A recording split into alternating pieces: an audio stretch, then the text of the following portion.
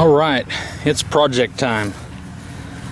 So, backdrop, my family and I have a house rented down on the Gulf of Mexico. And we do this every year with the family. My parents, my sister, my wife, my children, all of us head down there and stay at a beach house. We generally pick a beach house like Mississippi or Alabama, Florida. Any place like that is where we try to have our vacations at. So I'll be pulling a Hobie tandem island behind this pickup truck. But this year I'm going to be taking an extra kayak. While I can still take one kayak and put it on top of the Hobie TI, I'm going to try to figure out a way with PVC pipe to mount both kayaks, both these single kayaks, up on just at the top of the side rails on this pickup truck. So I'm going to build this rack where it sets just slightly above the side rails of the pickup truck. This will also allow me to slide luggage underneath the kayaks along with other gear that we're going to be taking with us. Because on this trip we're going to be scuba diving, we're going to be playing with metal detectors, we're going to be doing all kinds of stuff, and also saltwater fishing. All kinds of stuff that has to go in this pickup truck along with 4 individuals. All the gear is going to have to fit back here in the back bed. Tall order, but I want to try it. Okay, so if I cut the legs at 19.5 inches, that should put the elbow and the cross member just over the side rail by maybe 1/4 to 1/2 inch.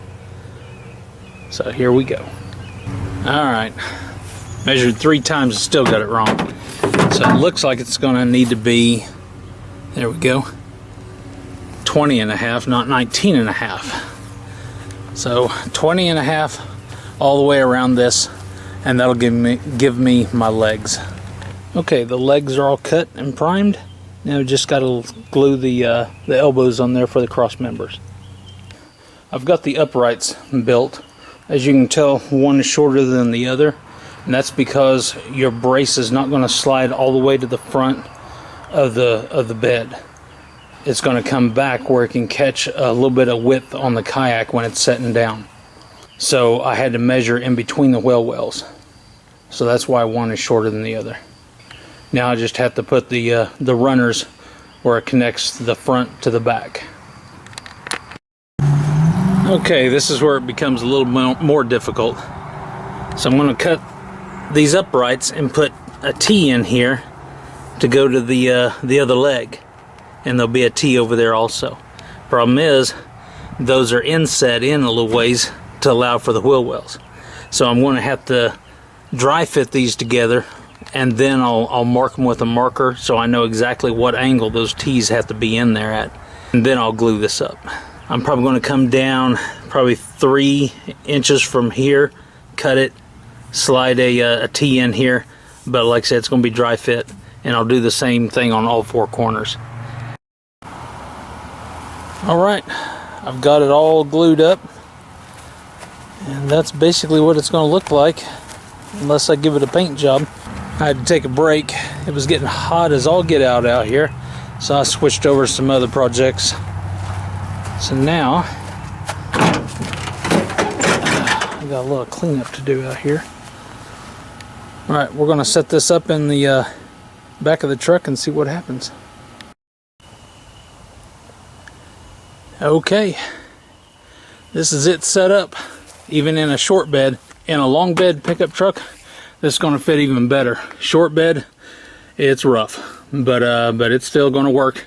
I had to do a double ratchet system here, where one ratchet goes over one kayak and hooks to the tie-offs on the bed, and then the second ratchet system hooks up to the other kayak. That way it's easier to separate them. Otherwise, if you do it all on one strap, they try to squeeze together. But this PVC rack mounts right down in here. Lots of room to shove luggage and scuba tanks and all kinds of gear underneath there. I'm going to try to back out without blinding everybody because the sun's going down the horizon. This is a Trident 13. Long rascal.